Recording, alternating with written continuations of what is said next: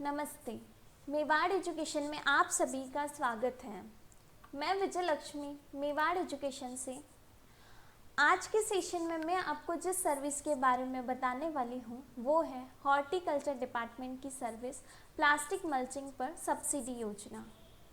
तो आज के सेशन में हम जानेंगे कि प्लास्टिक मल्चिंग के लिए जो सरकार द्वारा सब्सिडी मिलती है उसके लिए जो ई मित्रा से आवेदन होता है उसमें आवेदन किस प्रकार से किया जाता है, आवेदन करने के लिए क्या क्या आवश्यक दस्तावेज रहते हैं और इसके लिए क्या क्या पात्रताएं होनी चाहिए और जो इसमें अनुदान राशि मिलती है वो कितनी मिलती है। तो इस प्रकार की जो सारी जानकारी है इससे संबंधित वो हम आज के सेशन में जानेंगे।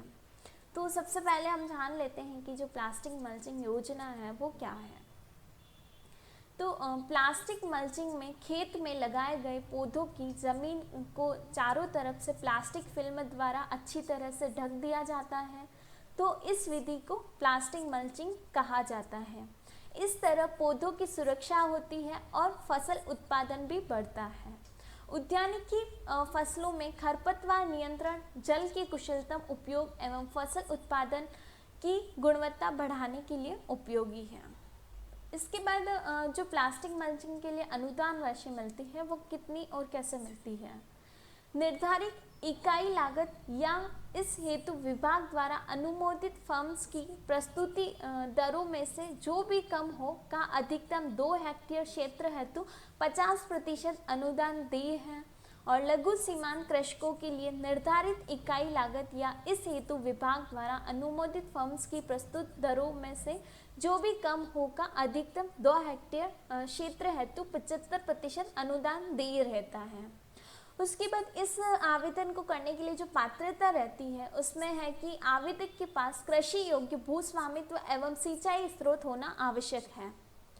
उसके बाद इसके लिए जो आवश्यक दस्तावेज हैं उसमें जिसके नाम से आप आवेदन कर रहे हैं उनका आधार कार्ड, जन आधार कार्ड होना चाहिए और जो खेत की जमाबंदी की नकल है वो आपकी 6 माह से अधिक पुरानी नहीं हो और जो नक्शा है वो भी 6 माह से अधिक पुराना नहीं होना चाहिए और जो अनुमोदित फर्म का कोटेशन है वो आपको यहाँ लगाना है और बैंक खाते की पासबुक, मोबाइल नंबर और पासपोर्ट साइज फ़ोटो, ये सारे डॉक्यूमेंट्स आपको यहाँ पे रिक्वायरमेंट रहती है। तो इसके बाद हम जान लेते हैं कि इस आवेदन को जो आप ई मित्रा से भरते हैं वो क्या प्रोसेस रहता है। सबसे पहले आपको अपना ई मित्रा पोर्टल ऑन करना है। आवेदन करने से पहले जो जो रिक्वायरमेंट डॉक्यूमेंट्स हैं वो प्रॉपर्ली चेक कर लेने हैं। उसके बाद ही आपको फॉर्म के लिए अप्लाई करना है। ई मित्रा ओपन होने के बाद आपको यहाँ पे डैशबोर्ड शो होगा। डैशबोर्ड पर आपको एप्लीकेशन टाइप सर्विस और यूटिलिटी टाइप सर्विसेज 2 ऑप्शन मिलेंगे। तो आप जब भी प्लास्टिक मल्चिंग के लिए जब आप आवेदन कर रहे हैं तो आप यूटिलिटी टाइप सर्विस में यहाँ पे हॉर्टिकल्चर जब आप टाइप करेंगे तो यहाँ पे हॉर्टिकल्चर डिपार्टमेंट से रिलेटेड सारी सर्विस यहाँ पे शो होगी। तो इसमें आपको यहाँ पे लास्ट 5 नंबर पर आपको यहाँ पे horticulture subsidy on plastic mulch, बागवानी प्लास्टिक मल्च पर सब्सिडी के लिए यहाँ पे ऑप्शन मिलेगा। यहाँ से आप टिक करेंगे तो आपको यहाँ पे थर्ड पार्टी पोर्टल पर जाने के लिए पूछा जाता है कि यहाँ से आपको ओके करना है, देन आगे प्रोसेस करना है।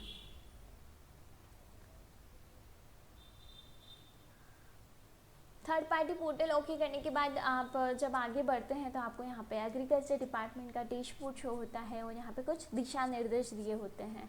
जब भी आप फॉर्म फिल करते हैं उससे पहले आपको दिशा निर्देश प्रॉपर्ली पढ़ लेने हैं और उसके बाद ही आपको एप्लीकेशन का फॉर्म का प्रोसेस करना है। तो सबसे पहले यहाँ पे जो निर्देश दिए हैं उसमें है कि एक कृषक को अधिकतम 2 हेक्टेयर क्षेत्र हेतु अनुदान दिया जाता है और कृषक के नाम पर भूमि का स्वामित्व होना चाहिए। आवेदन के समय भूमि की जमाबंदी या पासबुक की प्रतिलिपि, भू स्वामित्व के दस्तावेज 6 माह से अधिक समय के नहीं होने चाहिए और कृषक द्वारा आवेदन करने वाले वित्तीय वर्ष से पिछले वित्तीय वर्ष में इस योजना से लाभान्वित नहीं होना चाहिए। कृषक के पास ड्रिप संयंत्र की स्थापना भी होनी चाहिए। ये सारे दिशा निर्देश पढ़ने के बाद आपको यहाँ चेक बॉक्स पर टिक करके और आगे बढ़े पर क्लिक करके आगे प्रोसेस करना है। जैसे ही आप आगे प्रोसेस करेंगे आपको यहाँ पे जो एप्लीकेशन फिल करने के लिए डिटेल्स है वो सारी ओपन हो जाएगी। तो इसमें सबसे पहले आपको एकल उपयोगकर्ता और बहु उपयोगकर्ता के लिए ऑप्शंस मिलते हैं। तो आप एकल उपयोगकर्ता के लिए अगर आवेदन कर रहे हैं तो एकल उपयोगकर्ता सेलेक्ट करके और आगे बढ़ेंगे।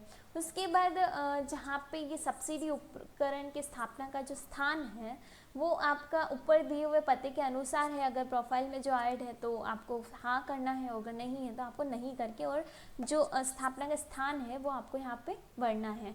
सबसे पहले राज्य, जिला, पंचायत समिति, शहरी है या ग्रामीण, ग्राम पंचायत, ग्राम, पिन कोड और अगर पता का और भी कोई विवरण है तो आप यहाँ पे मेंशन करेंगे। इस प्रकार से जो एड्रेस है वो सारा आपको यहाँ पे फिल करना है। उसके बाद जो फसल का विवरण है कि फसल जो करते हैं हाँ वो किस प्रकार की, कृषि फसल है, बागवानी फसल है या अन्य प्रकार की, तो इसमें से कोई भी आपका जो ऑप्शन है वो सेलेक्ट करेंगे। जैसे आपने कृषि फसल लिया तो कृषि फसल में भी जो उप प्रकार है, खरीफ है या बहुवर्षीय है, रबी, जायद है, तो उसके अकॉर्डिंग आपको यहाँ पे सेलेक्ट करना है। उसके बाद आता है कि जो उत्पादक है वो क्या, उत्पादक निर्माता का जो नाम है वो क्या है, वो आप यहाँ पे सेलेक्ट करके और आगे बढ़ेंगे। उसके बाद जो सिंचाई का स्रोत है उसका यहाँ पे चयन करना है, नहर, डिग्गी, खेत तलाई, जलहौज, कुआं, ट्यूबवेल, जल संरचना, जल संग्रहण ढांचा या फिर अन्य, इनमें से जो भी सिंचाई का स्रोत है वो आप यहाँ सेलेक्ट करेंगे।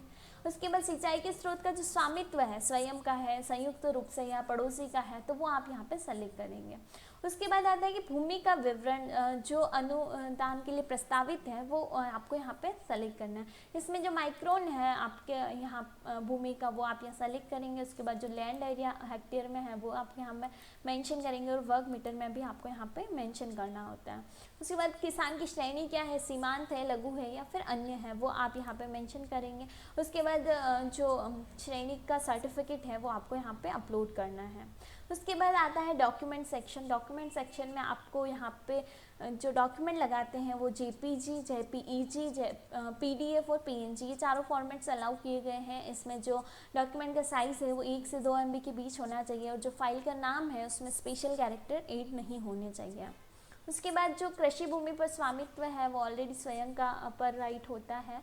और उसके बाद आपको डॉक्यूमेंट में यहाँ पे जमाबंदी अपलोड करनी होती है और उसके बाद यहाँ पे जो नज़रिया नक्शा के लिए दिया है वो भी आपको यहाँ पे अपलोड करना है। जिस प्रकार से डॉक्यूमेंट अपलोड करने के बाद आपको यहाँ पे जो ये घोषणा दी गई है ये तीनों आपको पढ़ के टिक करके और सबमिट करना है। जब भी आप डिटेल्स भरते हैं प्रॉपर्ली चेक करके और फिर फाइनल सबमिट करना है।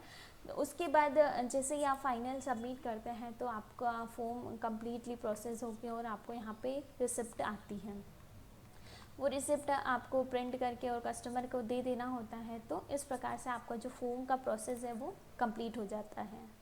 इसके बाद आपको स्टेटस देखना होता है। तो यहाँ लेफ़्ट साइड में जो ऑप्शंस है वहाँ पे रिपोर्ट पर जाकर और आपको यहाँ पे जितने भी सर्विस से रिलेटेड आपने फॉर्म फिल किए हैं वो सारी डिटेल्स यहाँ फिल होगी और जो स्थिति है वहाँ पे आपको स्टेटस शो होता है। स्टेटस यहाँ से आप चेक कर पाएंगे और उसके बाद अगर फॉर्म फिल करने के बाद कुछ भी सेंडबैक आता है तो आप यहाँ से उसे फिर से सेंडबैक क्लियर कर पाएंगे और फिर से आपका प्रोसेसिंग में कम्प्लीटली फॉर्म हो जाता है। तो इस प्रकार से आज के सेशन में हमने सारा जो प्लास्टिक मल्च के लिए जो सब्सिडी आवेदन होता है वो किस प्रकार से करते हैं ई मित्रा से वो हमने जाना था। तो आप भी जब ई मित्रा से ये आवेदन करते हैं और आपको भी कोई इश्यूज़ आते हैं तो मैंने स्क्रीन पर जो हमारी हेल्पलेस टीम का नंबर है वो आपको शो किया गया है। तो आप यहाँ पे कांटेक्ट कर सकते हैं। आपकी जो भी क्वेरीज़ हैं वो आप यहाँ से सॉल्व कर सकते हैं। और जो हमारे सोशल मीडिया पेजेस हैं फेसबुक, इंस्टाग्राम, यूट्यूब, ट्विटर, इनसे भी जुड़िए। इनकी लिंक भी मैंने आपको स्क्रीन पर शो किए गए हैं ताकि जो भी ई मित्रा सर्विस से रिलेटेड नई नई अपडेट्स हैं वो आपको मिलती रहे। और मेवाड़ एजुकेशन के बारे में और अधिक जानकारी प्राप्त करने के लिए हमारी जो वेबसाइट है उसको भी विज़िट कीजिए www.mewareducation.in। Thank you so much.